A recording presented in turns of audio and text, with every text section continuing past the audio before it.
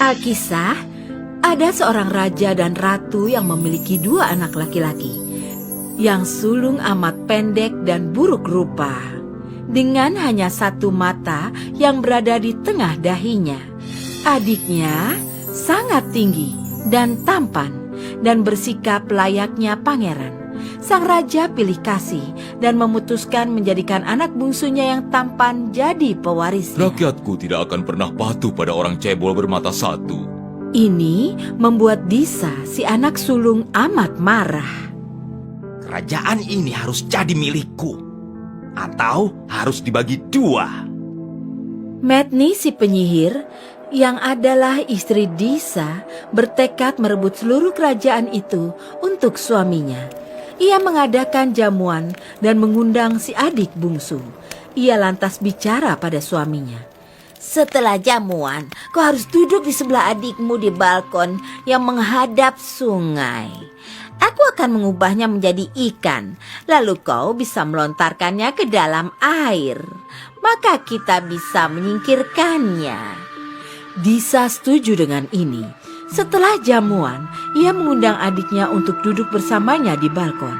Lalu, Medni menebar semacam bubuk di kepala si pangeran bungsu. Begitu ia melakukan itu, sang pangeran berubah menjadi ikan kecil. Si kakak mengangkatnya dan melemparnya ke dalam sungai, sambil tertawa jahat penuh kemenangan. Ini semua terjadi begitu mendadak, sehingga sang pangeran tak sadar apa yang terjadi padanya. Ia menggeliat kemana-mana sebelum ia tertabrak arus cepat sungai. Saat ia akhirnya sadar, ia telah berubah wujud menjadi seekor ikan. Ia berenang amat lincah di kedalaman air. Ia baru sadar bahwa Medni telah menyihirnya, dan ia ingin menjauh dari penyihir itu sebisanya. Jadi ia berenang hingga ia jauh keluar dari wilayah kerajaan ayahnya. Lalu, suatu hari, ia tertangkap jala beberapa nelayan dan dibawa hidup-hidup ke istana di negeri tak dikenal ini untuk disajikan sebagai makan malam. Ia bukan ikan yang besar dan kepala juru masak mengira akan jauh lebih baik memeliharanya daripada memakannya.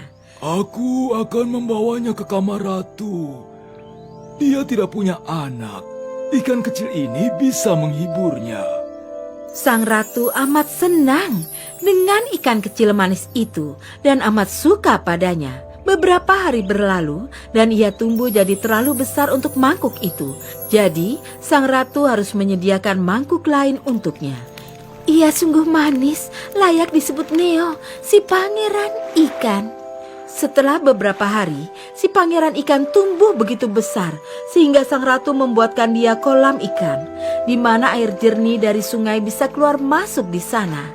Suatu hari, sang ratu takut si pangeran ikan tidak nyaman dalam kolamnya. Jadi ia bertanya, "Apa kau senang di sana, Neo?" Setelah berpikir sejenak, si pangeran ikan menjawab, Aku cukup senang di sini, Ibunda Ratu.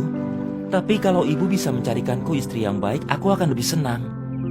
Aku merasa kesepian sekali di sini seorang diri saja. Jawaban itu membuat sang ratu terperangah, tapi ia belum tahu si pangeran hanya ikan dari wujud saja. Kini sang ratu sudah menganggap si pangeran ikan sebagai anaknya sendiri dan tak pernah membayangkan ada gadis manapun yang akan keberatan untuk menikahinya. Baiklah, aku akan segera mencarikan istri untukmu dan membuatkan ruangan dalam kolam ikan untuknya. Ia langsung menyuruh ruangan itu dibangun seketika, tapi mencari calon istri untuk si pangeran itu tidak mudah. Semua orang tahu bahwa Neo adalah hewan kesayangan sang ratu. Tapi selebihnya itu hanya gosip belaka. Para warga kota bahkan berkata itu adalah ikan monster. Dan alasannya mencari istri adalah untuk memakannya. Tapi sang ratu mengirim utusan ke tempat-tempat jauh, baik pada orang kaya maupun miskin. Tapi ia tidak menemukan orang tua yang bersedia memberikan putrinya untuk diperistri pangeran ikan. Lalu sang ratu menawarkan uang emas berlimpah untuk ayah manapun yang bersedia mengirim putrinya untuk menjadi istri si pangeran ikan. Tapi sudah lama tidak ada yang menanggapinya. Akhirnya, seorang fakir mendengar soal hadiah besar ini dan berkata pada si utusan, Kau boleh bawa putri sulungku. Keadaannya tidak bisa lebih parah daripada ini. Dan uang itu akan membuatku kaya. Di mana dia? Dia ada di sungai, mencuci. Dia adalah putri dari istri pertamaku. Ibu tirinya memaksa melakukan segala kerja keras dan tidak memberinya cukup makan. Ia mendapatkan lebih daripada yang ia layak terima. Jauh lebih banyak. Silakan bawa dia. Kami senang kehilangan dia. Kalau pangeran ingin memakannya, silakan. Jadi si utusan memberikan kantung uang emas itu pada si fakir, lalu pergi ke sungai, di mana dia menemukan seorang gadis yang amat cantik sedang mencuci baju di tepi sungai. Gadis itu menangis pilu saat mendengar tentang tugas si utusan, dan memintanya membiarkannya pamit pada seorang kawan lama sebelum si utusan membawanya pergi. Siapa temanmu itu? Sang ratu berkata kami harus buru-buru.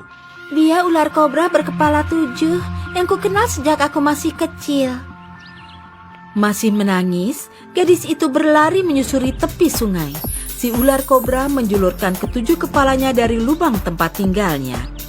Aku tahu semua tentang itu. Jangan khawatir. Pungutlah 3 batu kerikil di luar lubangku dan taruh dalam gaunmu. Saat kau melihat pangeran ikan datang, lemparkan yang pertama ke arahnya. Kalau itu mengenainya, dia akan tenggelam ke dasar kolam. Saat dia bangkit ke permukaan, lempari dia dengan kerikil kedua, dan hal yang sama akan terjadi.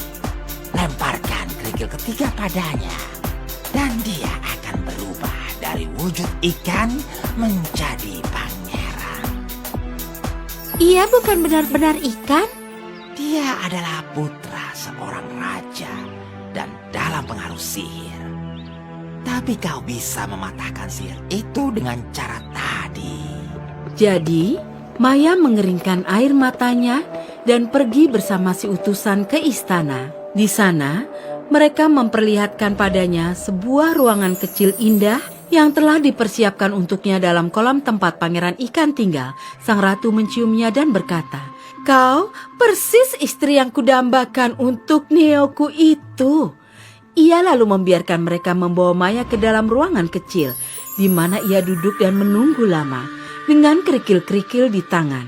Lalu ada suara desiran air dan ombak membentur pintu. Ia melihat keluar dan tampaklah seekor ikan besar berenang ke arahnya, dengan mulut terbuka lebar. Aku ingin melihat istriku. Buka pintunya. Gemetar ketakutan dari ujung kepala sampai kaki. Maya membuka pintu dan melempar batu pertama yang langsung masuk lewat tenggorokan si ikan. Si ikan tenggelam seperti batu. Tapi 1-2 menit kemudian bangkit ke permukaan lagi. Lalu Maya melempar kerikil kedua yang mengenai kepala pangeran ikan lagi. Dan ia tenggelam untuk kedua kalinya. Maya begitu gugup sehingga ia hampir melesat saat melemparkan kerikil ketiga, karena itu hanya menyentuh ujung siripnya saja. Kali ini si ikan tidak tenggelam, tapi berubah wujud menjadi seorang pangeran tampan. Kau telah mematahkan kutukanku. Kini kita bisa menikmati sinar matahari dan kebahagiaan di dunia atas dan tidak perlu lagi tinggal dalam kolam. Jadi mereka diangkat keluar dari air dan dibawa ke istana. Di sanalah Maya dan si pangeran ikan hidup paling berbahagia daripada siapapun. Sampai akhir hayat selesai.